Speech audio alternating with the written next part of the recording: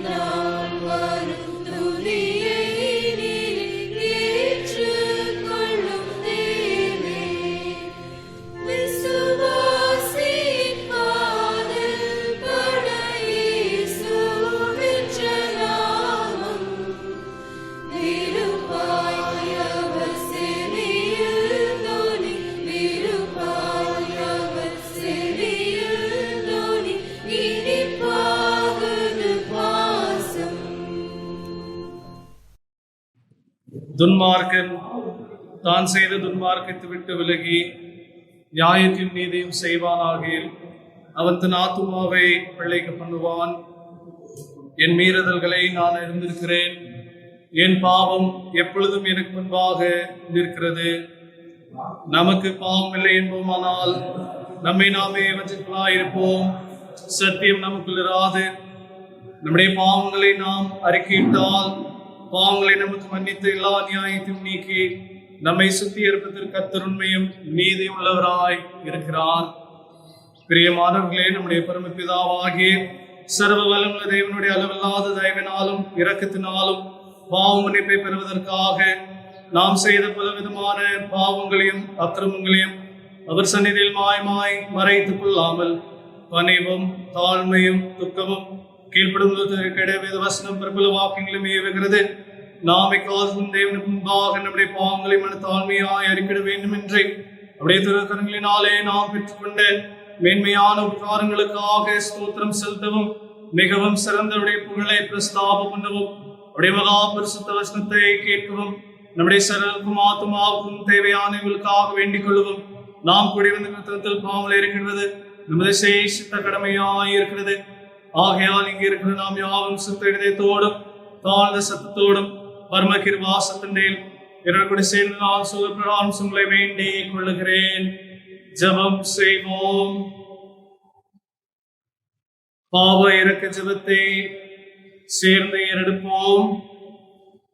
சர்வ வல்லமையும் மிகுந்த இறக்கமுள்ள பிதாவே, தப்பி போன ஆடுகளைப் போல நாங்கள் போனோம்.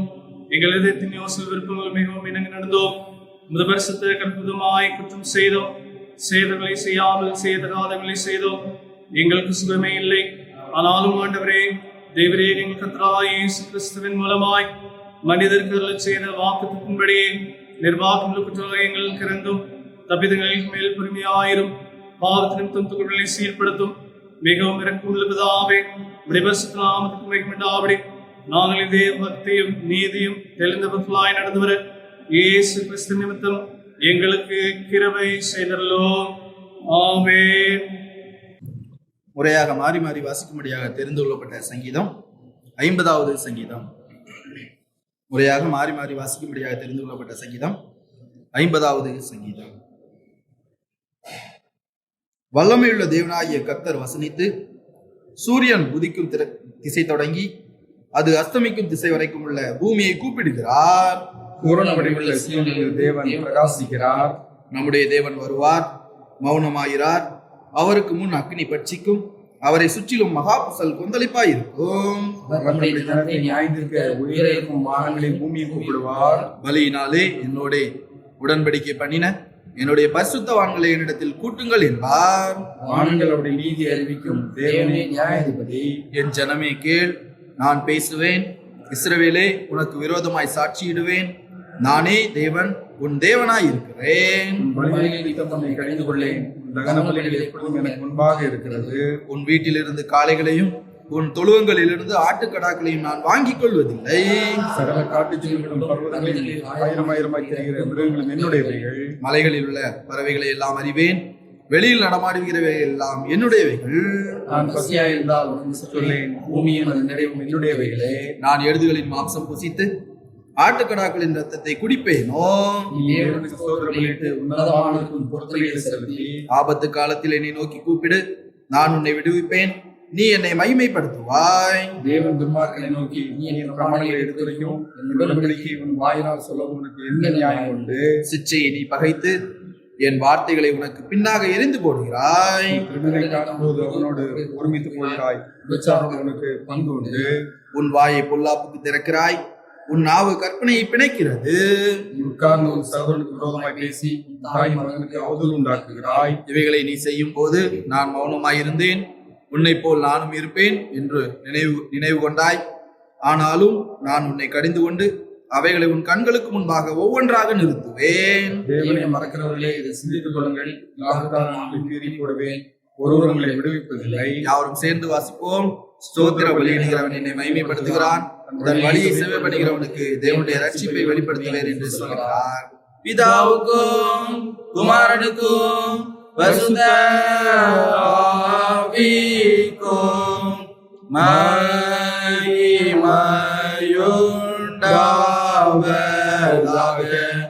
ஆதியிலும் இப்பொழுதும் எப்பொழுதும் சதா காலங்களிலும் மகிமையுண்டாவதாக. ஆமென். ஆமென். முதலாவது வேத பாடம் வாசிக்க கேட்போம்.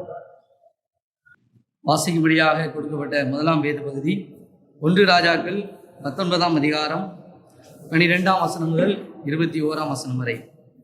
1 ராஜாக்கள் 19ஆம் அதிகாரம் 12ஆம் வசனம் முதல். பூமி அதிர்ச்சிக்கு பின் அக்னி உண்டாயிற்று. அக்னியிலும் கர்த்தர் இருக்கவில்லை.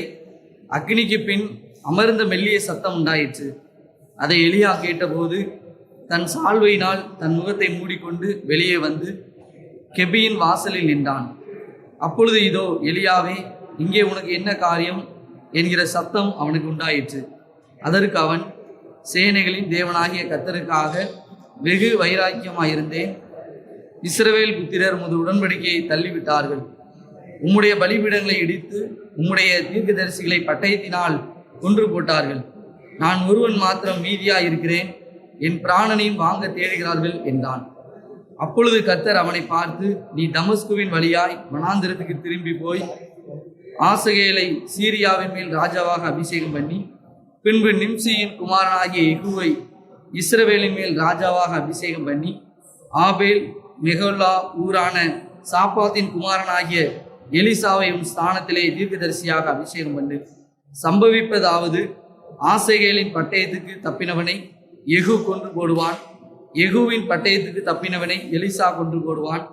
ஆனாலும் பாகாலுக்கு முடங்காதிருக்கிற முழங்கால்களையும் அவனை முத்தம் செய்யாதிருக்கிற வாய்களையும் உடைய 7000 பேரை இஸ்ரவேலிலே மீதியாக வைத்திருக்கிறேன் என்றார். அப்படியே அவன் அவ்விடம் விட்டு புறப்பட்டு போய் 12 ஏர் பூட்டி உழுத சாப்பாத்தின் குமாரனாகிய எலிசாவை கண்டான். அவன் 12ஆம் ஏரை ஓட்டி கொண்டிருந்தான். எலியா அவன் இருக்கும் இடம் மட்டும் போய் அவன் மேல் தன் சால்வையை போட்டான். அப்பொழுது அவன் மாடுகளை விட்டு எலியாவின் பிறகே ஓடி, நான் என் தகப்பனையும் என் தாயையும் முத்தம் செய்ய உத்தரவு கொடும், அதற்கு பின் உம்மை பின்தொடர்வேன் என்றான். அதற்கு அவன், போய் திரும்பி வா, நான் உனக்கு செய்ததை நினைத்துக்கொள் என்றான். அப்பொழுது அவன் இவனை விட்டு போய் ஓர் ஏர் மாடுகளை பிடித்து அடித்து ஏரின் மரமுட்டுகளால் அவைகளின் இறைச்சி சமைத்து ஜனங்களுக்கு கொடுத்தான். அவர்கள் சாப்பிட்ட பிற்பாடு அவன் எழுந்து எலியாவுக்கு பின் சென்று அவனுக்கு ஊழியம் செய்தான் என்பது வாசிக்கும்படியாக கொடுக்கப்பட்ட முதலாம் திருமறை பாடம் வாசிக்கும் உண்டாயிற்று. வாசிக்கும்படியாக திருந்தப்பட்ட 2வது வேத பாடம் பரிசுத்த யோவான் எழுதின சுவிசேஷம் 4ஆம் அதிகாரம் 25ஆம் வசனம் முதல் 39ஆம் வசனம் முடிய அடங்கிய அவனுடைய வார்த்தைகளை கேளுங்கள். யோவான் எழுதின சுவிசேஷம் 4ஆம் அதிகாரம் 25ஆம் வசனம் முதல். அந்த ஸ்திரீ அவரை நோக்கி, கிறிஸ்து எனப்படுகிற மேசியா வருகிறார் என்பதை அறிவேன். அவர் வரும்போது எல்லாவற்றையும் நமக்கு அறிவிப்பார் என்றார். அதற்கு இயேசு, உன்னுடனே பேசுகிற நானே அவர் என்றார். அத்தருணத்தில் அவருடைய சீஷர்கள் வந்து அவர் ஸ்திரீயுடனே பேசுகிறதை பற்றி ஆச்சரியப்பட்டார்கள். ஆகிலும் என்ன தேடுகிறீர் என்றாவது, ஏன் அவளுடனே பேசுகிறீர் என்றாவது ஒருவனும் கேட்கவில்லை. அப்பொழுது அந்த ஸ்திரீ தன் குடத்தை வைத்துவிட்டு ஊருக்குள்ளே போய் ஜனங்களை நோக்கி, நான் செய்த எல்லாவற்றையும் ஒரு மனுஷன் எனக்கு சொன்னார், அவரை வந்து பாருங்கள், அவர் கிறிஸ்துதானோ என்றாள். அப்பொழுது அவர்கள் ஊரிலிருந்து புறப்பட்டு அவரிடத்தில் வந்தார்கள். இப்படி நடக்கையில் சீஷர்கள் அவரை நோக்கி, ரபி, போஜனம் பண்ணும் என்று வேண்டிக் கொண்டார்கள். அதற்கு அவர், நான் புசிப்பதற்கு நீங்கள் அறியாத ஒரு போஜனம் எனக்கு உண்டு என்றார். அப்பொழுது சீஷர்கள் ஒருவர் பார்த்து, யாராவது அவருக்கு போஜனம் கொண்டு வந்திருப்பானா என்றார்கள். இயேசு அவர்களை நோக்கி, நான் என்னை அனுப்பினருடைய சித்தத்தின்படி செய்து அவருடைய கிரியை முடிப்பதே என்னுடைய போஜனமாய் இருக்கிறது. அறுப்பு காலம் வருகிறதற்கு இன்னும் 4 மாதம் செல்லும் என்று நீங்கள் சொல்கிறது இல்லையா? இதோ வயல் நிலங்கள் இப்பொழுதே அறுப்புக்கு விளைந்திருக்கிறது என்று உங்கள் கண்களை எடுத்து பாருங்கள் என்று நான் உங்களுக்கு சொல்லுகிறேன். விதைக்கிறவனும் அறுக்கிறவனுமாயிருக்கிய இருவரும் ஒருமித்து சந்தோஷப்படத்தக்கதாக அறுக்கிறவன் கூலியை வாங்கி நித்திய ஜீவனுக்காக பலனை சேர்த்து கொள்ளுகிறான். விதைக்கிறவன் ஒருவன், அறுக்கிறவன் ஒருவன் என்கிற மெய்யான வழக்கச்சொல் இதனாலே விளங்குகிறது. நீங்கள் பிரயாசப்பட்டு பயிரிடுகிறதை அறுக்க நான் உங்களை அனுப்பினேன். மற்றவர்கள் பிரயாசப்பட்டார்கள், அவருடைய பிரயாசத்தின் பலனை நீங்கள் பெற்றீர்கள் என்றார். நான் செய்த எல்லாவற்றையும் எனக்கு சொன்னார் என்று சொன்ன அந்த ஸ்திரீயினுடைய வார்த்தை நிமித்தம் அந்த ஊரில் உள்ள சமாரியரில் அநேகர் அவர் மேல் விசுவாசம் உள்ளவர்கள் ஆனார்கள் என்பது வாசிக்கும்படியாய் திறந்துபட்ட வேத பகுதி வாசித்தாயிற்று. அருளுரைக்கு ஆயத்தமாக கீதங்களும் கீர்த்தனைகளும் 463 கிருபை புரிந்தனையால் நீ பரனே கிருபை புரிந்தனையால் என்கின்ற கீர்த்தனையை யாவும் சேர்ந்து படிப்போம்.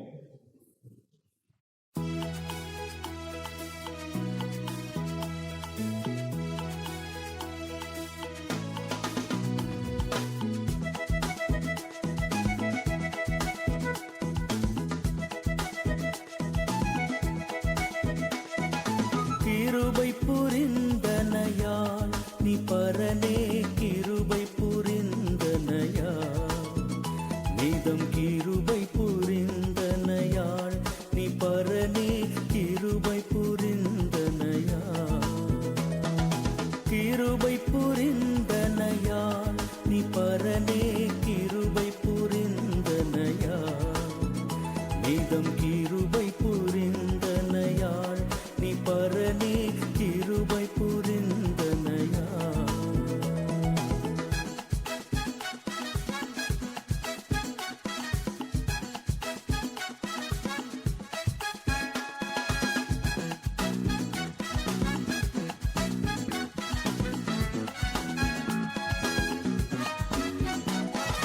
திரு அருள் நீடுமெ ஞான திருத்து வரில் நரனாகிய மாதுவின் வித்து திரு அருள் நீடுமெ ஞான திருத்து வரில் நரனாகிய மாதுவின் வித்து கிருபை புரிந்தனையால் நீ பரனே கிருபை புரிந்தனையால் நீதம் கிருபை புரிந்தனையால் நீ பரனே கிருபை புரிந்தனையால்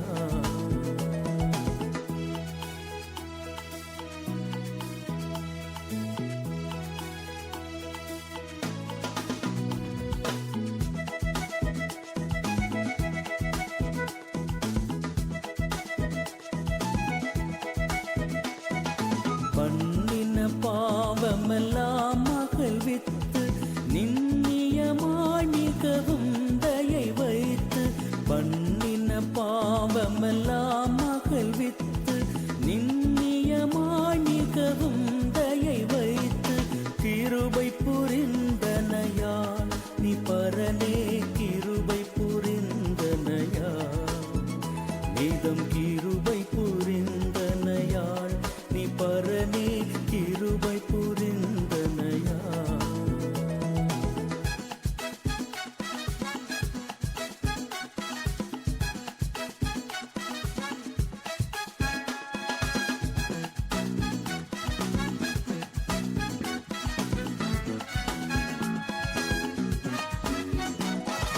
தீமை ஊறும் பல ஆசையை நீக்கி சாமியனை உமக்காலயமாக்கி தீமை ஊறும் பல ஆசையை நீக்கி சாமியனை உமக்காலயமாக்கி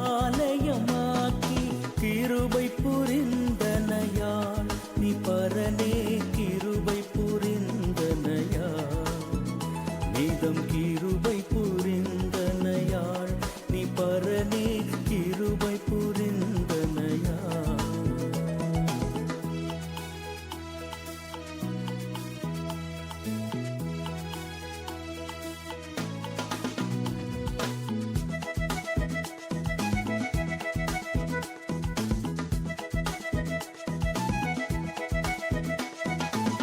புல்வினையால் வரும் சாபம் ஒழித்து நல்வினையே செய்திராணி அழித்து தொல்வினையால் வரும் சாபம் ஒழித்து நல்வினையே செய்திராணி அழித்து கிருபை புரிந்தனையால் நீ பரனே கிருபை புரிந்தனையால் நீதம் கிருபை புரிந்தனையால் நீ பரனே கிருபை புரிந்தனையால்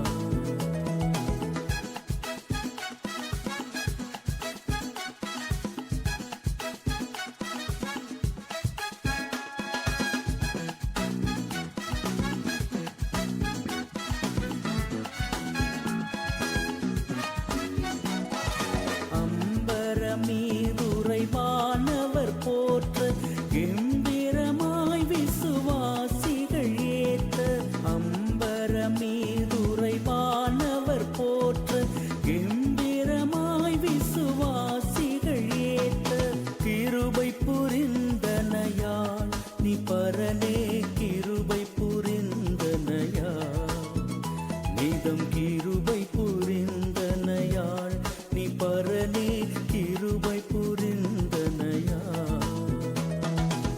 கிருபை புரிந்தனையால் நீ பரனே கிருபை புரிந்தனையால் நீதம் கிருபை புரிந்தனையால் நீ பரனே கிருபை புரிந்தனையால்.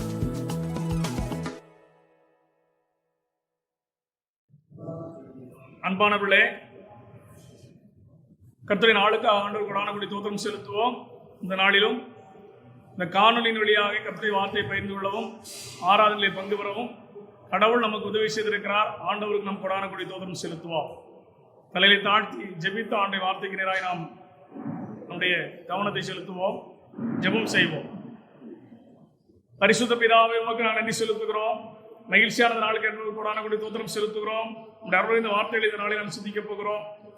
தேவனாகிய கர்த்தர் உடைய வார்த்தைகளை எங்களுக்கு நீர் விளக்கி காட்ட வேண்டும் என்று சொல்லி ஜெபிக்கிறோம். அன்று எம்மாவு சீசலோடு கூட நீ பேசிக்கொண்டு சென்ற பொழுது அவருடைய இருதயங்கள் குழந்து விட்டு எழுந்ததை போல இந்த அருள் இந்த வார்த்தை இந்த நாளை கேட்கிற உடைய உள்ளங்களை கர்த்தர் எழுப்பியுள்ள வேண்டும் என்று சொல்லி ஜெபிக்கிறோம். உடைய வார்த்தை உயிர் உள்ளது, ஜீவன் உள்ளது, அது எங்களை உயிர்ப்பிக்கட்டும். இயேசு கிறிஸ்துவினுடைய உன்னதமான நாமத்திலே வேண்டிக் கொள்கிறோம் எங்கள் நல்ல பிதாவே, ஆமேன். அன்பானவர்களே, இந்த நாளிலும் ஆண்டுடைய உயிர்த்தொழுக்கு பின்பாக சீஷருடைய வாழ்விலே ஏற்பட்ட மாற்றத்தை நாம் அறிந்திருக்கிறோம். உயிரோடு ஆண்டவரை கண்டு தரிசித்தவர்கள் ஆண்டவருடைய இறுதி கட்டளையாகிய உலகமெங்கும் புறப்பட்டு போங்க, சர்வ சிருஷ்டிக்கும் நற்செய்தி பிரசங்கி பண்ணுங்க என்று சொன்ன ஆண்டவருடைய கட்டளையை பெற்றுக் கொண்டவர்கள் பெந்தேகோஸ்தே நாளுக்கு பின்பாக அவர்கள் பலப்பட்டவர்களாக, திடப்பட்டவர்களாக கர்த்தருடைய வார்த்தையை அவர்கள் உலகெங்கும் பறைசாற்றுகின்ற நற்செய்தியின் தூதுவர்களாக தங்களை மீண்டுமாக அர்ப்பணித்துக் கொண்ட பொழுது அவர்கள் வாழ்வில் ஏற்பட்ட மாபெரும் மாற்றத்தை குறித்து அப்போஸ்தலர் நடவடிக்கையின் புத்தகத்தில் நாம் 2ஆம் அதிகாரத்திலிருந்து வாசிக்க முடிகிறது. அதுவரை பயந்து கிடந்த சீஷர்கள், ஒளிந்து கொண்டிருந்தவர்கள் தூய ஆவி நிறைவை பெற்றுக் கொண்ட பின்பு அவர்கள் தைரியமாக கிறிஸ்துவை பிரசங்கித்தார்கள். இன்றைய நாளில் நாம் கேட்ட அந்த திருமறை பகுதியிலிருந்து அப்போஸ்தலர் நடவடிக்கையின் புத்தகம் 4ஆம் அதிகாரம்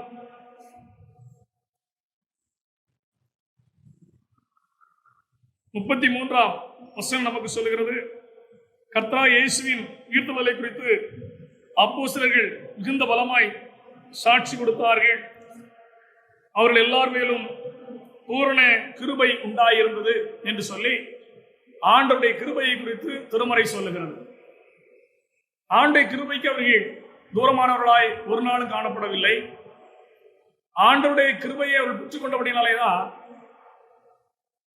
மீன் பிடிக்கின்றவர்கள், வரிவசூல் செய்து கொண்டிருந்தவர்கள், இப்படி பலவிதமான உலக பிரகாரமான பணிகளை செய்து கொண்டிருந்தவர்களை ஆண்டவர் தம்முடைய ஊழியக்காரர்களாக, சீஷர்களாக தெரிந்து கொண்டு தம்மோடு கூட அவர்களை வைத்துக் கொண்டு 3 ஆண்டுகள் பயிற்சி கொடுத்து அதற்கு பின்பு தூய ஆவி நிறைவே அவர்களுக்கு கொடுத்து அவர்களை அப்போஸ்தலர்களாக இந்த உலகத்திற்குள்ளாக அவர் மீண்டுமாக அனுப்புகின்றதை நாம் திருமறையில் வாசிக்க முடிகிறது. எனவேதான் அனுப்பப்பட்டவர்களாக தூய ஆவி நிறைவே பெற்றுக் கொண்டு உலகத்தில் அனுப்பப்பட்டவர்களாக இந்த அப்போஸ்தலர்கள் ஆண்டவருடைய சீஷர்கள் செய்த வல்லமையான செயல்களை நாம் அப்போஸ்தலர் நடவடிக்கையின் புத்தகத்தில் வாசித்து தெரிய முடிகிறது. காரணம் என்ன? ஆண்டவருடைய கிருபையை அவர்கள் பூர்வமாய் பெற்றுக் கொண்டவர்கள். கடவுளுடைய கிருபை அவர்கள் மீது இருந்தபடினால அவர்கள் அபாத்திரராய் காணப்பட்டாலும், இல்லை என்றால் அபாத்திரவான்களாய் தங்களை பல சூழ்நிலைகளை மாற்றிக்கொண்டவர்களாய் காணப்பட்டாலும் அந்த கிருபை அவர்களுக்கு பூர்ணமாய் இருந்தபடினால அந்த கிருபையினாலே மீண்டும் தாங்களே கடவுளுடைய அந்த ஊழியத்தில், அழைப்பில் உறுதிப்படுத்திக் கொண்டதை நாம் திருமறையை வாசிக்க முடியாது. காரணம் என்று சொன்னால் கடவுளுடைய கிருபை அவர்களுக்கு பெரிதாய் காணப்பட்டது. கிருபை என்பது என்ன என்பதை நாம் குறித்து பார்க்கிற பொழுது, கிருபை என்பது கடவுளுடைய பேரன்பை குறிக்கிறது. அளவிட முடியாத பேரன்பு. இந்த அளவிட முடியாத பேரன்புக்கு கிருபை என்று நாம் சொல்லுகிறோம். இந்த கிருபைக்கு யாரும் தூரமானவர்கள் அல்ல. எல்லாரும் கிருபைக்கு சுதந்திரவாளிகள், சுதந்திரித்துக் கொள்ள வேண்டியவர்கள், கிருபைக்கு சொந்தக்காரர்கள். ஆண்டவர் எல்லார் மேலும் தம்முடைய கிருபையை அவர் வேறுபாடின்றி, வித்தியாசமின்றி அவர் கொடுக்கின்றவராக அவர் இருக்கின்றார் என்பதை நாம் திருமறையிலே வாசிக்கின்றோம். சங்கீதக்காரன் ஆண்டுடைய கிருபை குறித்து சங்கீதங்களில் அநேக முறை சொல்லுகிற நாம் வாசிக்க முடிகிறது. சங்கீதம் 136 கடவுளுடைய கிருபையை குறித்து சொல்லப்படக்கூடிய ஒரு சங்கீதமாக நாம் அறிந்திருக்கின்றோம். கர்த்தர் நல்லவர், அவர் கிருபை என்றும் உள்ளது. கடவுளுடைய கிருபை நீங்காதது, நிலையானது, நிரந்தரமானது. எனவே அந்த கிருபையை நம்முடைய வாழ்விலே நாம் சுதரித்துக் கொள்ளுகின்ற பொழுது ஆண்டவருடைய ஆசீர்வாதத்தை, ஆண்டவருடைய இரக்கத்தை நாம் பெற்றுக் கொள்ளுகின்றவர்களாக இந்த பூமியில வாழுகின்ற ஒரு மாபெரும் பாக்கியத்தை கடவுள் நமக்கு தருகின்றார். அன்பானவர்களே, நாம் திருமறை வாசித்து பார்க்கின்ற பொழுது ஆதியாகமத்தின் புத்தகத்துல நோவாவை குறித்து கர்த்தருடைய வசனம் சொல்லுகிறது. நோவா பேழை உண்டாக்கின ஒரு மனிதன். கர்த்தருடைய வார்த்தையின்படி இந்த உலகத்தை ஆண்டவர் அழிக்க வேண்டும் என்று விரும்பின பொழுது ஆண்டை கண்களிலே நோவாவுக்கு கிருபை கிடைத்தது என்று சொல்லி ஆதியாகமத்தின் புத்தகம் 6ஆம் அதிகாரம் நாம் 8ஆம் வசனத்துல நாம் வாசிக்க முடிகிறது. நோவாவுக்கு கர்த்தருடைய கண்களில் கிருபை கிடைத்தது. ஏன் நோவாவுக்கு கடவுளுடைய கண்களில் கிருபை கிடைக்க வேண்டும்? இந்த உலகத்தை முழுவதுமாக அழிக்க வேண்டும் என்று சொல்லி ஆண்டவர் விரும்புகின்றார். ஏனென்று சொன்னால் கர்த்தருடைய வார்த்தை மிக தெளிவாய் சொல்கிறது. மனுஷனை உண்டாக்கியதற்காக கர்த்தர் மனசாவுத்தார், அது அவருடைய இருதயத்திற்கு விசனமாய் இருந்தது என்று சொல்லி ஆதியாகமம் 6:6 சொல்லுகிறது. அப்படி மனிதனை உருவாக்கிறதுக்காக விசனப்பட்ட ஆண்டவர் அந்த மனிதர்களுக்கு காணப்பட்ட நோவாவுக்கு தம்முடைய கண்களிலே கிருபையை கொடுத்தார். என்ன காரணம்? கர்த்தருடைய வசனம் தெளிவாய் சொல்கிறது. அதற்கு அடுத்த வசனம் 9ஆம் வசனம் சொல்கிறது. ஆதியாகமம் 6:9 சொல்கிறது, நோவா தன் காலத்தில் இருந்தவர்களுக்குள்ளே நீதிமானும் உத்தமனுமாயிருந்தான், நோவா தேவனோட சஞ்சரித்துக் கொண்டிருந்தான் என்று வேதம் சொல்லுகிறது. அப்படியானால் கிருபை யாருக்குரியது என்று நாம் பார்க்கின்ற பொழுது கிருபை எல்லாருக்கும் உரியது. கிருபை எல்லாருக்கும் உரியது. ஆண்டவர் தம்முடைய கிருபை எல்லாருக்கும் அளிக்கிறார். அந்த கிருபையை எல்லா மக்களும் பெற்றுக்கொள்ள வேண்டும் என்பதற்காகத்தான் நோவாவின் வழியாக அழிவை குறித்து ஆண்டவர் எச்சரித்தார். அழிவை குறித்து ஆண்டவர் சொல்லுகின்றார். பாவத்தை கண்டித்து உணர்த்துகின்றார். பாவ வழிகளை விட்டு நீங்கள் மனம் திரும்ப வேண்டும் என்று சொல்லி ஆண்டவர் அவர்களுக்கு அறைகூல் விடுக்கின்றார். செவி கொடுக்காதவர்களாய், மன கடினமுள்ளவர்களாய் அவர்கள் மாறின பொழுது தேவனாகி கர்த்தர் நோவாவுக்கு தன்னுடைய கிருபை வழங்க செய்து இந்த மனுக்குலத்தை விருத்தியடைய பண்ணும்படியாக, அனுக்குலத்தை தழைத்தோங்க பண்ணும்படியாக நோவாவை கர்த்தர் தெரிந்து கொண்டார். காரணம், நோவா ஆண்டவரோடு சஞ்சரித்துக் கொண்டிருந்தான். கர்த்தருடைய பார்வையில உத்தமன் நீதிமானமாயிருந்தான். அன்பானவர்களே, ஆண்டவருடைய கிருபை யாருக்கு நிரந்தரமாய் நிலையானதாய் கிடைக்கிறது என்று சொன்னார்? எந்த ஒரு மனிதன் பாவத்திற்கு விலகி கர்த்தருடைய வார்த்தையை நம்பி ஆண்டுடைய வார்த்தைக்கு கீழ்ப்படிந்து அவனுடைய பாவ வாழ்க்கைக்கு மனசாவப்பட்டு கர்த்தருடைய சமூகத்தில் அறிக்கையிட்டு மனம் திரும்புகிறானோ அந்த மனிதன் கடவுளுடைய பூர்வமான கிருபையை பெற்றுக் கொள்கிறான். நோவா பாவ உலகத்திலே வாழ்ந்து கொண்டு வந்தாலும், பாவ மக்களோடு கூட அவன் சஞ்சரித்துக் கொண்டிருந்தாலும் அவன் வாழ்க்கையில நீதிமானாய் கடவுளுடைய பார்வையிலே காணப்பட்டான், உத்தமனாய் இருந்தான், தேவனோடு சஞ்சரித்துக் கொண்டிருந்தான். எனவே அன்புக்குரியவர்களே, கடவுளுடைய கிருபை நோவாவுக்கு கிடைத்தபடினாலே அழிவி நின்று அவன் தன்னை காத்துக் கொண்டான். அழிவி நின்று தன்னுடைய குடும்பத்தை காத்துக் கொண்டான். எனவேதான் அப்படிப்பட்ட அந்த பேரழிவில் இருந்து இந்த உலகத்தை தேவனாகிய கர்த்தர் அழித்து போட்ட அந்த நாளில நோவா அவன் குடும்பத்தாரும் காக்கப்பட்டார்கள், பாதுகாக்கப்பட்டார்கள், வாழ்வை பெற்றுக் கொண்டார்கள். காரணம், கடவுளுடைய கண்களிலே அவனுக்கு கிடைத்த கிருபை. பிரியமானவர்களே, கிருபையை ஒரு நாளும் உதாசீனப்படுத்தக்கூடாது. கிருபை ஒரு நாளும் அழுத்தம் தட்டக்கூடாது. ஏனென்றால் கிருபையில் நம்முடைய வாழ்வு இருக்கிறது. நாம் பாடுகிறோம், கிருபையால் நிலை நிற்கிறோம், தேவ கிருபையால் நிலை நிற்கிறோம் என்று சொல்லி. எனவே கிருபை நமக்கு வாழ்வு தருகிறது. நோவாவுக்கு வாழ்வு தரும் கிருபையாக அது மாறி இருந்தது.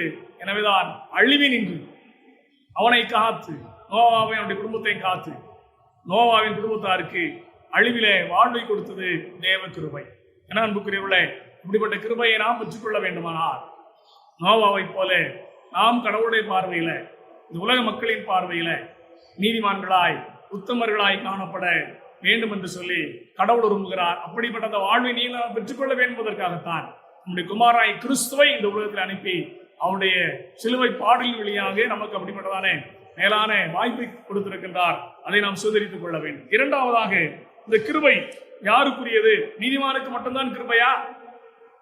பாவி எங்கே நிற்பான் என்று நாம் எண்ணி பார்க்கிற பொழுது நீதிமானுக்கு மாத்திரமல்ல, பாவிக்கும் கடவுளுடைய கிருபை உண்டு. பாவியும் கடவுளுடைய கிருபைக்கு தூரமானவன் அல்ல.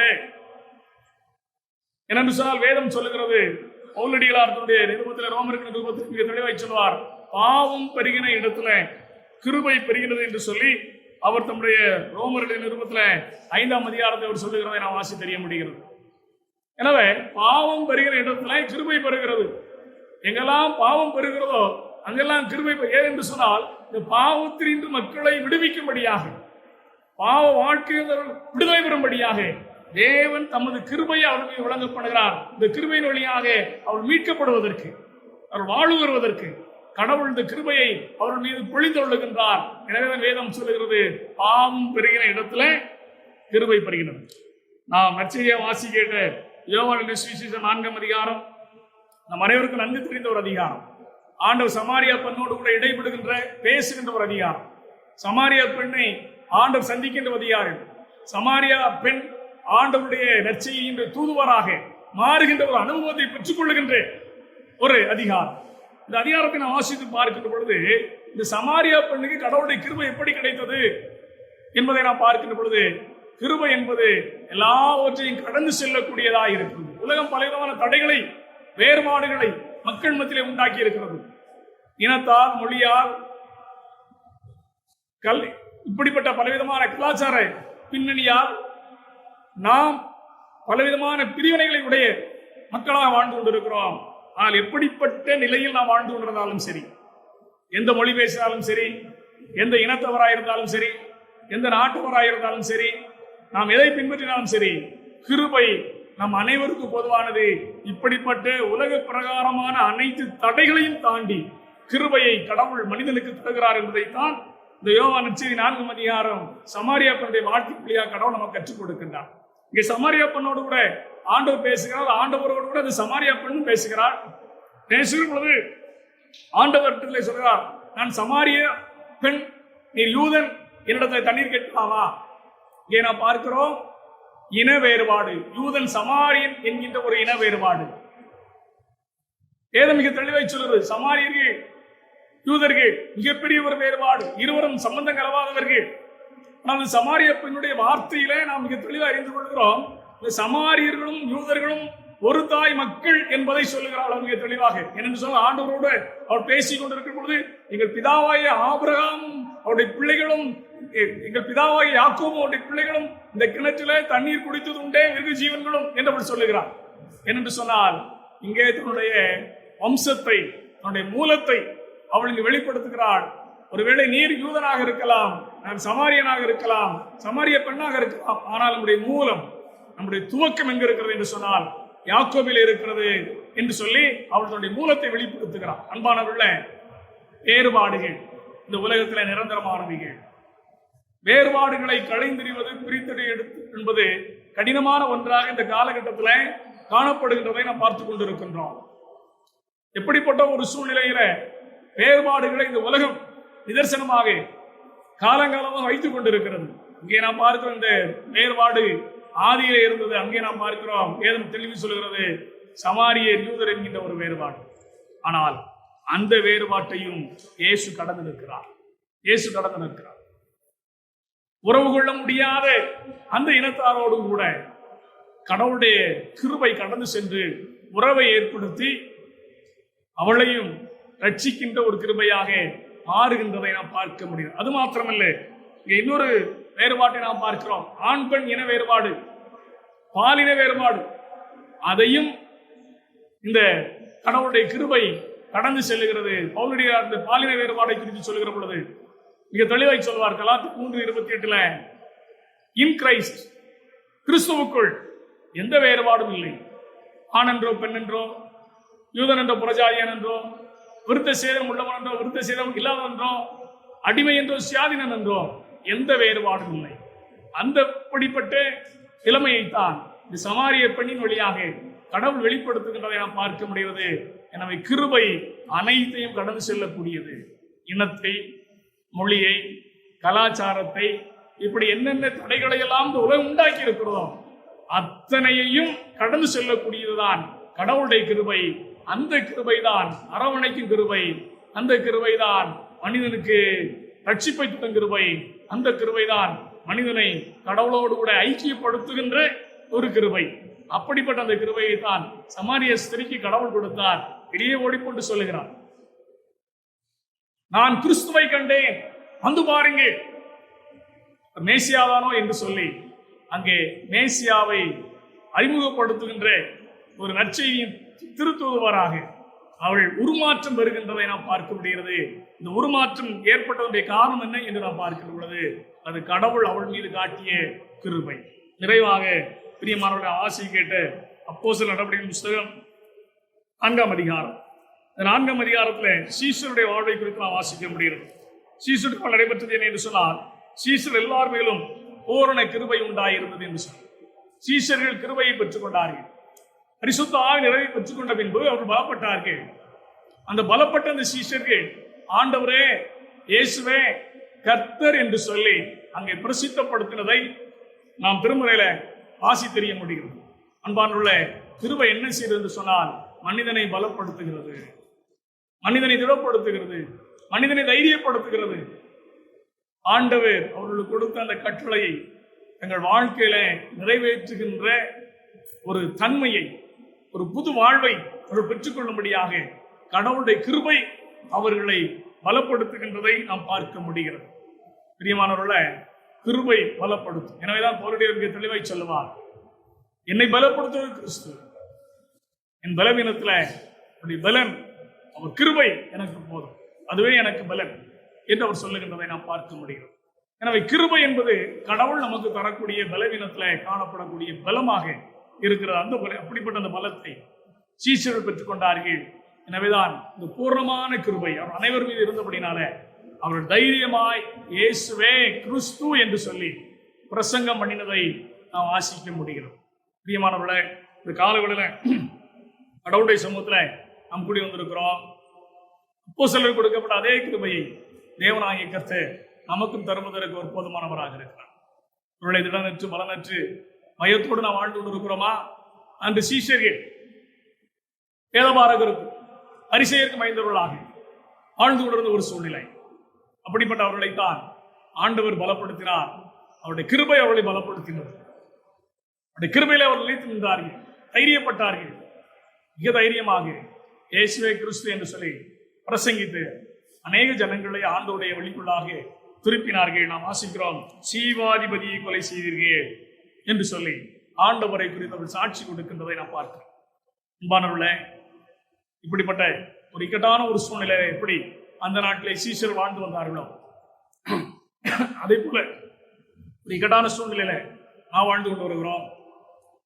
அந்த சீஷர்களுக்கு பரிசேயர்களினால் வேதபாரகரினால் பலவிதமான இக்கட்டுகள் இடுக்கண்கள் காணப்பட்டது. இன்றைய நாட்களில் வாழ்ந்து கொண்டது நமக்கு வாழ்வாதாரங்களுக்கு பலவிதமான இடுக்கண்கள் இக்கட்டுகளுக்குள்ளாக இந்த பரவி வருகின்ற கொரோனா வைரஸினாலும் பாதிக்கப்பட்டவர்களாய் வாழ்ந்து கொண்டிருக்கின்றோம். ஆண்டவர் இந்த நாட்களில அவருடைய கிருபையை நமக்கு பூர்ணமாக வழங்க பண்ணுகிறவராக இருக்கிறார். அவருடைய பூர்ணமான கிருபையை நாம் பெற்றுக்கொண்டபடினாலேதான் இப்படிப்பட்ட ஒரு இக்கட்டான ஒரு சூழ்நிலையிலும் நாம் சௌகரியமாய் சமாதானமாய் வாழ வளர கடவுள் நமக்கு உதவி செய்து கொண்டிருக்கின்றார். எனவே ஆண்டுடைய கிருபையை நாம் பெற்றுக்கொள்வோம். ஆண்டுடைய கிருபையை நாம் நம்முடைய வாழ்க்கையில சொந்தமாக்கிக் கொள்வோம். ஏனென்றால் நாம் யாருமே கிருபைக்கு தூரமானவர்கள் அல்ல. தேவன் எல்லார் மேலும் கிருபை உள்ளவராக இருக்கின்றார். எனக்கு அப்படிப்பட்டதான் அந்த கிருபையை இந்த நாட்டிலே நாம் சுதரித்துக் கொள்வோம். ஆண்டவரே, உங்களுடைய கிருபை எங்களுக்கு போதும் என்று சொல்லி ஆண்டை சமூகத்துல நம்ம ஒப்பு கொடுத்து ஆண்டை கிருபையை நாம் பெற்றுக்கொள்வோம். கிருபையை நம்மை பெற்றுக்கொள்வோமானால், ஆண்டை கிருபை நமக்கு கிடைக்குமானால், நிச்சயமாக எப்படி நோவா அழிவிலிருந்து தன்னை காத்துக் கொண்டானோ அதுபோல நம்மையும் அழிவு நின்று அழிவு நின்று நம்மை நாம் காத்துக்கொள்ள முடியும். அதைத்தான் பவுலடியார் ரோமர் 6:32 சொல்லுவார், பாவத்தின் சம்பளம் மரணம், தேவனுடைய கிருபை வரமோ நம்முடைய கர்த்தரா இயேசு கிறிஸ்துவினால் உண்டான நித்திய ஜீவன். மரணத்துக்கு காரணமாய் இருந்த நம்மை நித்திய வாழ்வு சுதந்திரராய் அவர் கிருபை மாற்றி இருக்கிறது. எப்படி நோவாவை அழிவு நின்று கிருபை காத்ததோ அதுபோல மரணத்தின் அழிவு நின்று நித்திய வாழ்வுக்கு நம்மை கிருபை மாற்றி இருக்கிறது. நாம் கிருபையை போராய் பெற்றுக் கொள்ள வேண்டும். இரண்டாவதாக, சமாரியா பெண்ணுக்கு கிடைத்த அந்த கிருபையை நாமும் பெற்றுக்கொள்ள கடவுளுடைய சமூகத்திலே நாம் அர்ப்பணிக்க வேண்டும். கிருபை நமக்கு எப்பொழுதும் போதுமானதாக நிரந்தரமானதாக இருக்க கடவுளுடைய சமூகத்தில் நாம் அர்ப்பணிப்போமானால் சமாரிய பெண்ணை போல, சமாரிய ஸ்திரியை போல நாமும் நற்செய்தியின் தூதுவர்களாக மாறுகின்ற அனுபவத்தை கடவுளுடைய கிருபை நம்முடைய வாழ்வில் கொண்டு வந்து தரும். விரைவாக அப்போஸ்தலர்களைப் போல தைரியமாய் பலப்பட்டவர்களாய் ஆண்டவருக்கு சாட்சி பகிர்ந்த மக்களாய் இந்த உலகத்துல எந்த சூழ்நிலையிலும் நமக்கு எது நேர்ந்தாலும் இட சாட்சியோடு கூட கர்த்தருக்கு சாட்சியாய் ஜீவிக்க நம்மை ஆண்டவருடைய கிருபையினாலே பலப்படுத்தும்படியாக அவருடைய கரத்திலே முக்கு கொடுப்போம். ஆண்டவராமே அவருடைய கிருபையினால் நம்மை தாங்கி வெளியிட போறாக. அவருடைய சமாதானம் இருப்பதாக. ஆமென். நாம் யாவரும் சேர்ந்து நம்முடைய விசுவாசத்தை அப்போஸ்தலருடைய விசுவாச பிரமாணத்தின் அறிக்கை செய்வோம். வானத்தையும் பூமியும் படைத்த சர்வவல்ல பிதாவை தேவனை விசுவாசிக்கிறேன். அவருடைய ஒரே குமாரனாகிய நம்முடைய இயேசுவை விசுவாசிக்கிறேன். அவர் பரிசுத்த ஆவியினாலே கன்னியாகுமரியில் பிறந்தார். பொந்து பிலாத்து காலத்தில் பாடுபட்டு சிலுவையில் அறைந்து மரித்து அடக்கப்பட்டு பாதாளத்தில் இறங்கினார். மூன்றாம் நாள் மரித்தோரில் எழுந்தினார். அவர்களுக்கு ஏறி சர்வவல்ல பிதாவாகிய தேவனை விசுவாசிக்கிறார். அவிடத்திலிருந்து ஒரு மரித்தோர் நியாயத்திற்கு வருவார். பரிசுத்த ஆவியை விசுவாசிக்கிறேன். பொதுவாக பரிசுத்தம், பரிசுத்த ஐக்கியம், பாவ மன்னிப்பும், சரீரத்திலும் நித்திய ஜீவனும் விசுவாசிக்கிறேன். ஆமென். ஜெபம் பண்ண கடவோம். ஸ்தோத்திரம் ஆண்டவரே, நன்றியோடு துதிக்கிறோம், ஸ்தோத்திரிக்கிறோம். மகிழ்ச்சியான நாளுக்கு ஆண்டவரே உங்கள் ஸ்தோத்திரம் செலுத்துகிறோம். இந்த காணொலி வழியாக ஆடலுக்கு வாய்ப்பை இந்த ஊரட நாட்களை கற்றல் தந்திருக்கிற உங்கள் ஸ்தோத்திரம் செலுத்துகிறோம். நீர் எங்கள் வைத்த கிருபை பெரிய ஆண்டவரே உங்கள் ஸ்தோத்திரம் செலுத்துகிறோம். ஆண்டவரே உடைய கிருபைக்கு நீர் விளக்கப்பண்ணி கொடுக்கிற ஸ்தோத்திரம் செலுத்துகிறோம். எங்களுக்கு கொடுக்கிற சுகம், பலன், ஜீவன் யாவை நினைத்து நன்றி சொல்கிறோம் சாமி. ஆண்டவராமே என்னுடைய வாழ்விலும் பணியிலும் கர்த்தர் துணை ஆதரவாக இருக்க வேண்டும் என்று சொல்லி ஜெபிக்கிறோம். உடைய பிள்ளை ஒவ்வொரு பேரி நல்ல சரீர சுகத்தை பலத்தை ஆரோக்கியம் கண்மணியில் பாதுகாத்துக் கொள்ளும்.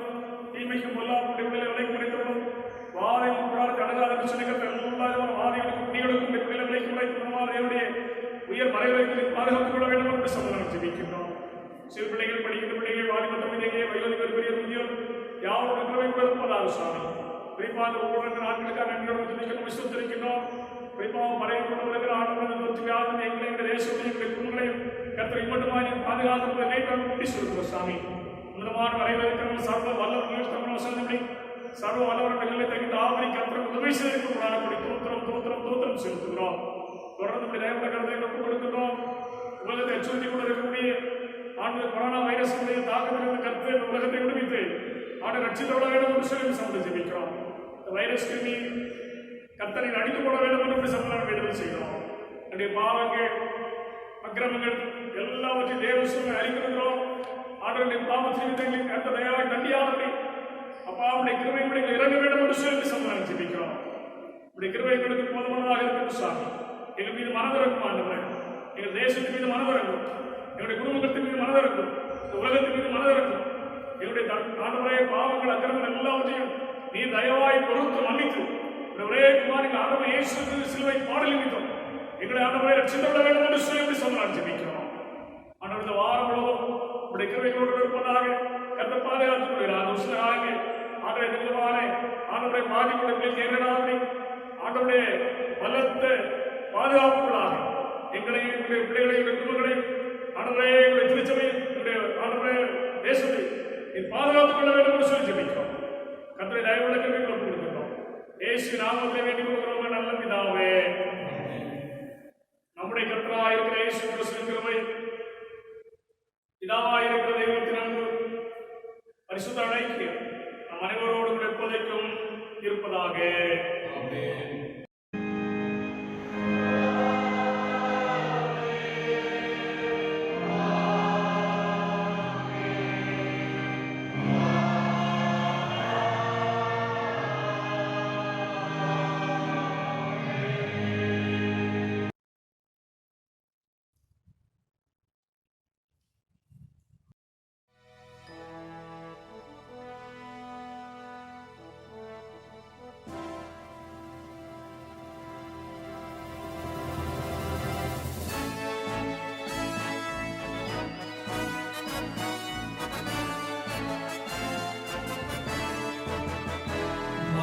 மகிழ்ச்சி ஓய்வு நாடே பூரிப்பு ஜோதியாம் கவலை துக்கம் போக்கும் மாபாக்கிய நல்நாளாம் மாந்தர் கூழாம் இந்நாளில் சேர்ந்தே ஆராதிப்பார் மாதூயர் தூயர் தூயர் திரியேகர் பணிவார்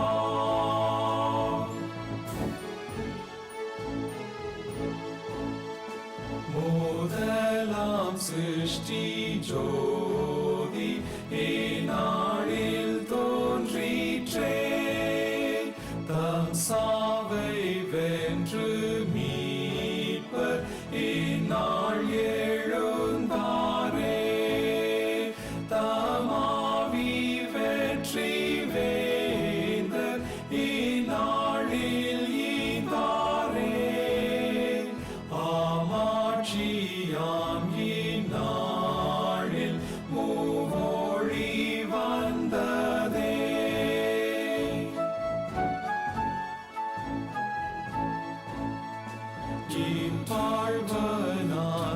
வாழ்வனாந்தரிலே நீரிய ஊற்றையாம் துன்னின்று மோட்சம் தோறும் விஸ்வாசிகரமாம் ஆயமை மூசி மாற்றும் நலமாம் நாளிது மண்ணின்று விண்ணில் ஏற்றும் தூதுயிர் நாடிது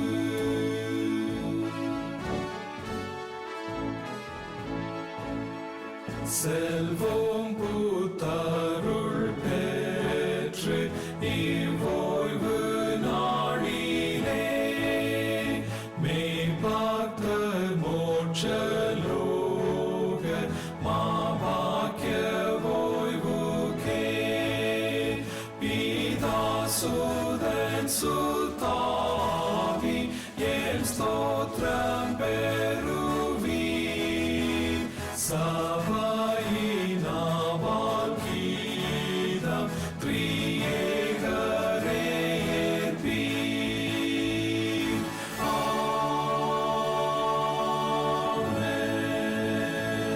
ஆமென்.